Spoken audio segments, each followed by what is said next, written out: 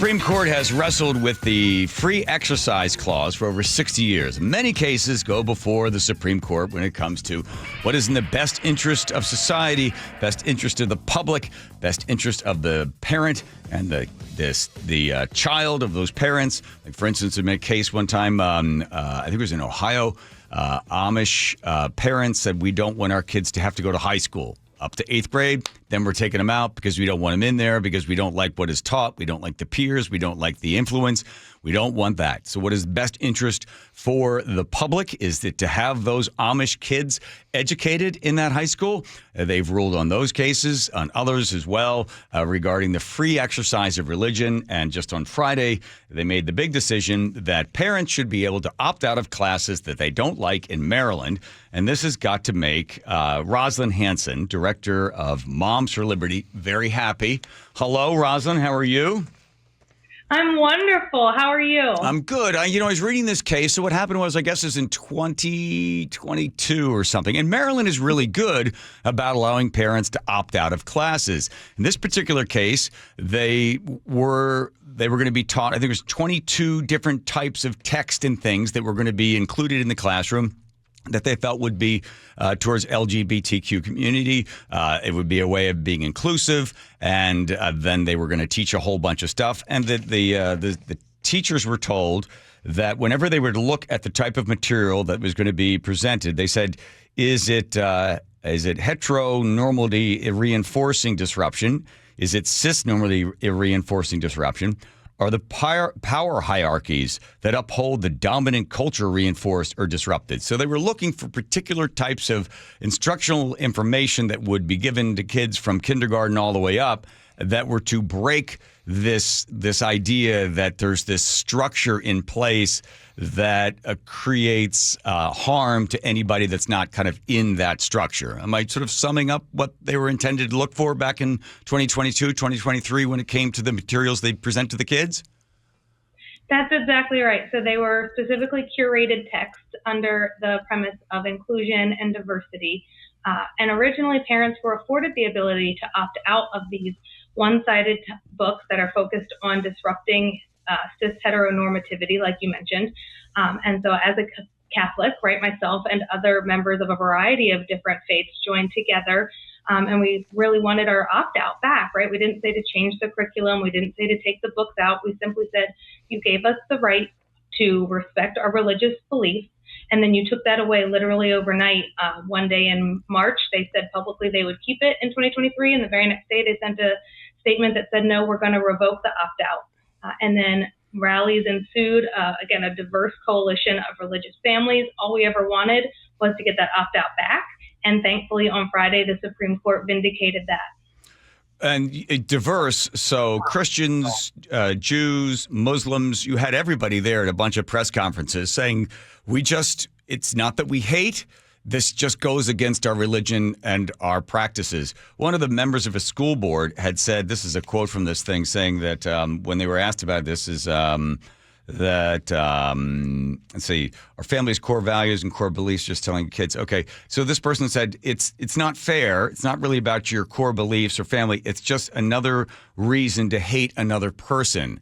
So they're saying, if you try to opt your kid out of these classes, you're just reinforcing all this bias and hatred at home, where we need the kid in the classroom learning that when you're born, kindergartners being taught, when you're born, the doctor just takes a guess at your gender. And you guys are like, go ahead. If you want to teach that to other kids, that's fine, but not to my kids. Why do you think, because Maryland's pretty good about opt out, why do you think in this particular case they weren't allowing anybody to opt out? So Montgomery County, and so you brought up in the opinion, Alito references that. And so talk about God working in unique ways. The parent who went to the board and spoke about that first is my dear friend and the founding chapter member of Moms for Liberty there in Montgomery County. And so to be able to know who that was and how this kind of started and sparked, and then for the backlash to be that we're teaching our children to hate, these are very sensitive topics that are not fully set science, right? And so our biblical belief, I'll speak from Catholicism, is that there are only gender and sex are tied together. And so it's up to parents, we think, to have these conversations when we think our children are age appropriate, or to have that conversation at home. We don't want to put our teachers in the position of having to teach this. We don't, young children, we're talking about pre-kindergarten all the way through fifth grade, so 4 to 10-year-olds. These are very sensitive subjects. And so the school was adamant about a one-sided belief on this. And we live in a very pluralistic society, and all we ever wanted was for there to be space for all beliefs. So as a parent and as a Christian, how do you talk to your children about something like homosexuality? And the great thing is, too, in America, right, we do recognize same-sex marriage. And so there is a difference between what our Bible teaches us and what we want to respect here in America. And so that's a balancing act, because respect and understanding and beliefs might be two very different things. We can respect everybody while we might disagree. Okay.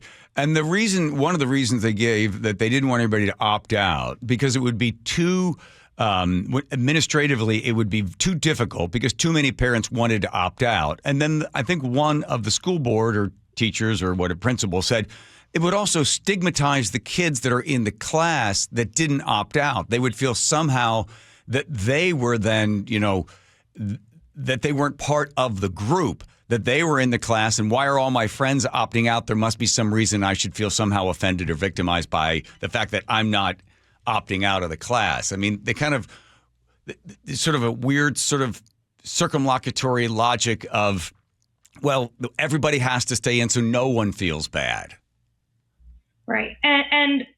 And you've mentioned, too, in Maryland, we have the Family Life and Human Sexuality that already affords the ability to opt out, right? So that's for fourth grade and up when you're starting to talk about those sensitive topics in that area. We have a variety of opt-outs, and not to mention individual education plans, 504s, children with nut allergies, whether we're opting out of the Valentine's Day parade or the Halloween parade.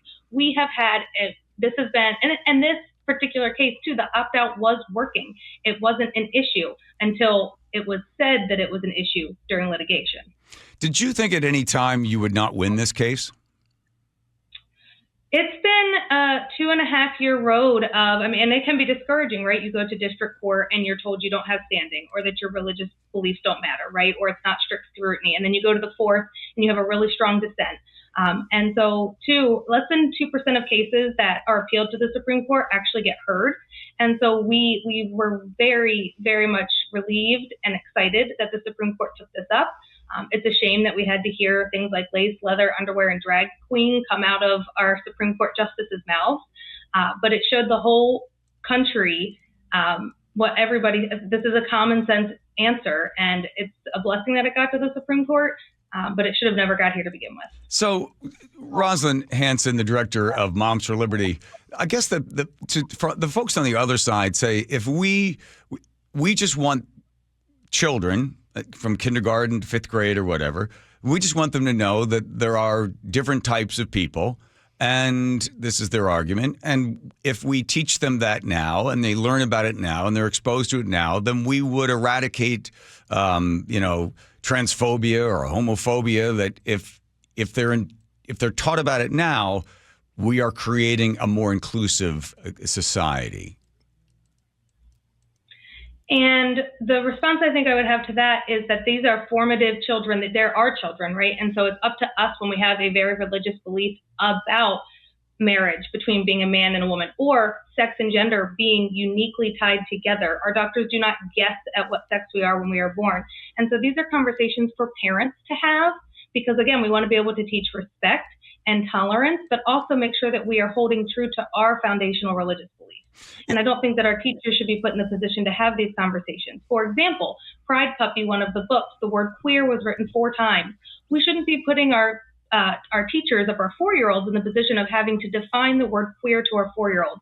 That's probably a conversation at home if parents feel that they need to define what that is to their children. There was a book from kindergarten to fifth grade describing a young girl dreaming of galloping off with another girl that made her heart skip. The accompanying guidance encourages teachers to acknowledge how uncomfortable it might be when you feel your heart beating thumpity-thump, and how hard it can be to talk about our feelings when someone we don't like just because we like. I maybe I'm just old school, but why is a fifth grader or a kindergartner, learning about that kind of stuff. To me, the longer you keep that child in innocence, that part of your life and in the innocence of that life, these kids can't possibly begin to understand any of these very adult things until later on. They seem to be sexualizing kids earlier and earlier. That's just where I sort of see it happening. And do you? I will echo that, because so you're talking about Love Violet there, and that was for our second graders. And so what 7-year-old needs to be talking in class about liking another 7-year-old? And the answer is that we don't need to.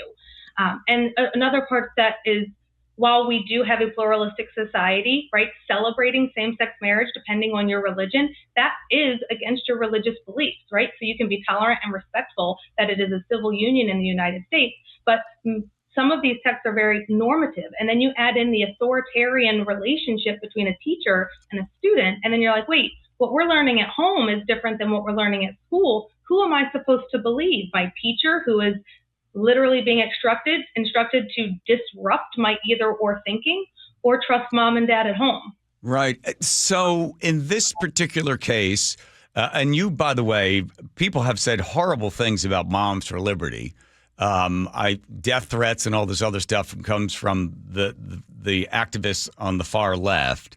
So you win this case. Are there others that you have that are pending in court or making their way through? So we're still working on a Title IX injunction. Moms for Liberty is a plaintiff there. And so Moms for Liberty isn't a plaintiff here. I'm a plaintiff as an individual parent through the Kids First Association. We have been advocating on the ground. And you're absolutely right. It's been interesting because of this diverse coalition of religious families. The left really tried to drive a wedge between the Muslims and saying, like, don't be friends with Moms for Liberty. I've made some of the best friends in this journey because we saw the forest through the trees of them trying to divide us because they couldn't quite understand how all of these people who didn't look alike, didn't believe the same thing, but all believed this, could come together and work together. And so it's a great thanks to Beckett Fund for Religious Liberty for representing all of us. And we'll keep advocating. At this point, do you know what percentage of parents are opting out of these classes? I don't have that information, no. Do you think it's more than 20%? I think time will tell. I think and hope that the district does right by parents and does this intentionally well and makes it as easy as possible on our teachers, right? We already have a process in place, like with family life and human sexuality. And so I don't imagine it having to be any more burdensome or different than that. And the other takeaway might be, if so many people are opting out, maybe the problem is the curriculum. When Moms for Liberty go to read some things in these books in public, open government, like city councils or school board meetings, they're often told they can't read these things out loud. Well, I mean, the irony there is shocking, right? Yes, it's exactly right. Parents could get arrested for reading some of these texts at school board meetings, but we have to ensure that they are, and not any of these books in particular, but there are some very egregious, pornographic, sexually explicit books out there in our public schools right now. How old are your children? My son is in 7th grade now. So when this started, he was in elementary school. Okay. And some of the other parents that have kids about the same age. So what do you talk about at home if they come home and they ask about transgenderism or something? What do you say to your 7th grader?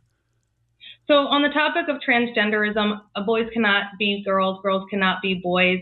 They're suffering from a mental health disorder, and we need to get them the help that they need. We don't lock the cabinets for anorexic people. We don't say don't take your medication to people who are schizophrenic. And so in our household, our sex and our gender are tied together. You cannot change.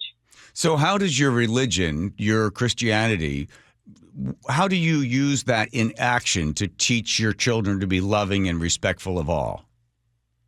Well, I think that that's exactly it, is, being Catholic and following Jesus, right? Jesus hung out with sinners and prostitutes and tax collectors, right? And so there is room for everyone in every space. And we all have a journey that we're carrying. That doesn't mean that we're disrespectful. That doesn't mean that we're unkind, but we have to recognize that sometimes people need help or have been disillusioned into thinking that something can happen that cannot fundamentally happen. And so how do we help those people, right? How do we come to the table and be collaborative and have hard truth conversations? How did you get involved in this, and how's it affected your life personally? Great questions. I got involved because of COVID. Montgomery County Public Schools were shut down the longest almost in the entire country for a year and a half. And so I created a whole classroom for my son at home, Harry Potter theme. And I got to see behind the education curtain. I was the mom who I was going to PTA meetings. I was doing the bake sale. I was doing the after school stuff. And then I realized I had no idea what they were actually teaching during the day. I'll never forget, I'm paying for a math tutor because he's not going to school. And instead of teaching them math, they were reading Anti-Racist Baby. I'm like, wait, he's in math class and we're reading Anti-Racist Baby and I'm paying for a math tutor. And then things just started to spiral and spiral. And part of this lawsuit and this opt-out is when Moms for Liberty in Montgomery County in particular really started to get together and get collected. And so COVID, I think, has been a blessing and a curse for parents because it helped us see behind the education curtain. Montgomery County is also religiously diverse, but also ethnically diverse. 5 of our cities are the most demographically diverse in the entire country. And so we have a huge Hispanic population. Only 1 in 3 of our Hispanic students can read on grade level in Montgomery County Public Schools, even though we have a $3.6 billion budget. So instead of us worrying about who's in the book, maybe we need to worry about, can we read the book?